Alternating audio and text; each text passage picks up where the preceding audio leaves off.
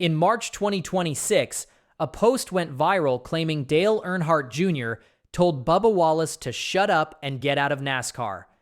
Thousands believed it. Fans argued over it. News outlets picked it up. There was just one problem. Dale Earnhardt Jr. never said it. The fabricated post first appeared on Facebook before spreading rapidly to other platforms, including X.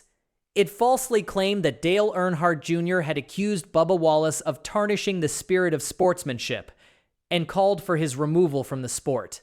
The timing made the lie more believable, since it circulated shortly after Bubba Wallace had a heated exchange with Denny Hamlin following an incident. Despite being entirely made up, the post accumulated hundreds of likes, and many fans in the comments appeared to believe it was genuine. Dale Earnhardt Jr. addressed the situation directly and briefly. On X, he wrote, "Man, these fake posts get wild." In just 6 words, he confirmed the quote had never come from him and that the entire post was fiction. The confusion it caused was significant enough that fans on Reddit began asking for clarification, with one user writing that they had seen a lot of things about Bubba Wallace and him saying something about Dale Sr., and admitting that nothing about it made sense based on what they had seen online. That episode was just one chapter in a season that Bubba Wallace himself would later describe using a single word: roller coaster. On track, the chaos was just as real. In June 2026, at Nashville Superspeedway, a multi-car incident on lap 204 changed the outcome of the race for several drivers. Carson Hocevar slid up the track, which caused Chris Buescher to lose control and make contact with John Hunter Nemechek. That chain reaction ultimately sent Bubba Wallace, who was running a car length behind on the higher line, into the outer wall in turns 1 and 2. As his car slid down the track, William Byron tapped him from behind and continued on without further incident. Alex Bowman, meanwhile, was clipped at the bottom of the track, ending his day as well. The aftermath produced a brief, understanding exchange between the two affected drivers. Alex Bowman told Bubba Wallace, "Sorry, dude, I was trying to get low," to which Bubba Wallace responded, "I was on the brakes. The steering was locked." So, both drivers ultimately finished the race 97 laps down, with Bubba Wallace in 32nd place and Alex Bowman directly behind him in 33rd. At the time, Bubba Wallace sat 15th in the championship standings, 32 points ahead of Austin Cindric in the final playoff position. That single race captured the defining pattern of his year: real potential undercut by circumstances outside his control. Bubba Wallace addressed this pattern candidly when speaking with media at Chicagoland. "Every year it's the same roller coaster," he said. "I think we've been that much better this year. So the highs have been higher than before, and the lows have been different." He went on to explain the process behind the season, crediting a specific off-season meeting. "Charles Denick and Dave Rogers and myself sat down in a meeting and highlighted the low-hanging fruit and what we needed to do and the biggest thing for us to just raise the floor," he explained. Referring to his crew chief and to 23XI Racing's competition director, he elaborated further on how the team's execution had shifted compared to the previous year.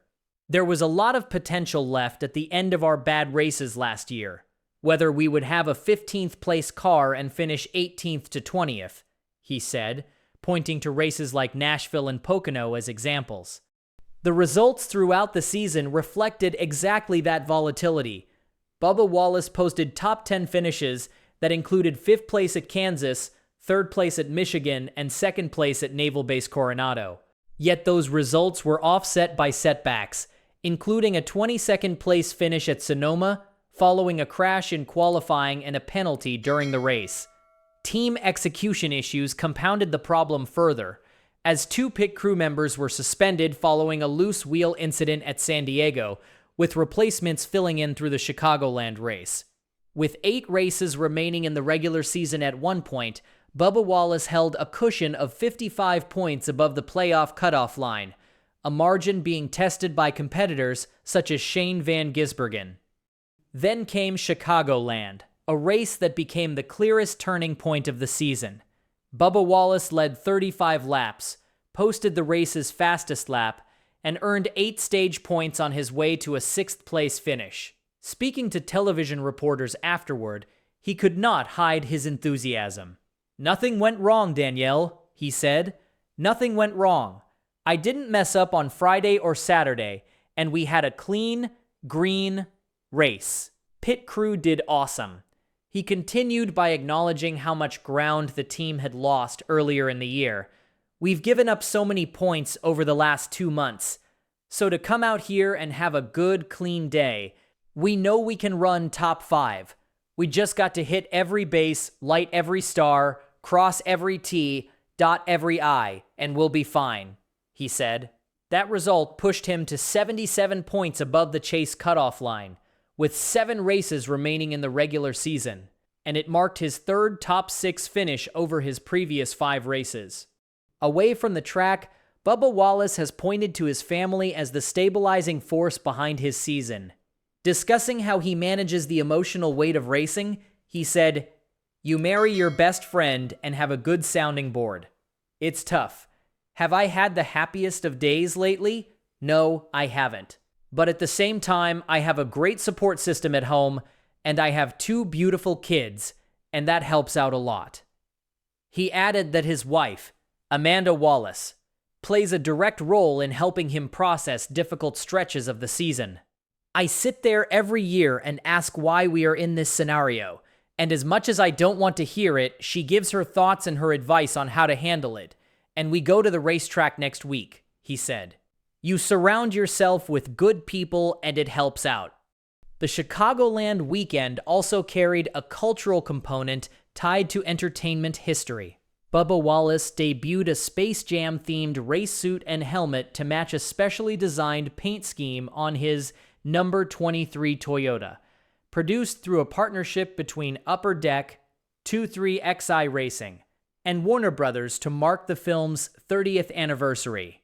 The connection extended beyond aesthetics, since Bubba Wallace's car number directly ties to Michael Jordan's jersey number from his playing days, and Michael Jordan co-owns 23XI Racing alongside Denny Hamlin.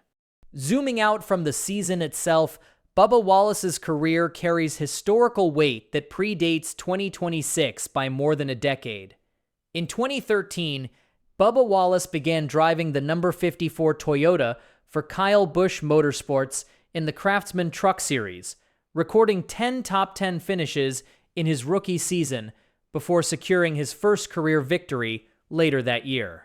That win made him the first black driver to win in the NASCAR Camping World Truck Series, and placed him alongside Wendell Scott as one of only 2 African-American drivers to win at NASCAR's national level. He returned to victory lane in the same race in October 2014, and went on to record 4 wins and 5 runner-up finishes that season, earning a promotion to the Xfinity Series for 2015. Bubba Wallace made his Cup Series debut in 2017 at Pocono Raceway, and by 2018 he had secured a full-time Cup Series seat with Richard Petty Motorsports, becoming the first black driver to compete full-time at NASCAR's top level since Wendell Scott. In 2020, he publicly called for NASCAR to ban the Confederate flag from its events, a request the organization implemented within days. He then raced a Black Lives Matter-themed paint scheme at Martinsville Speedway that season.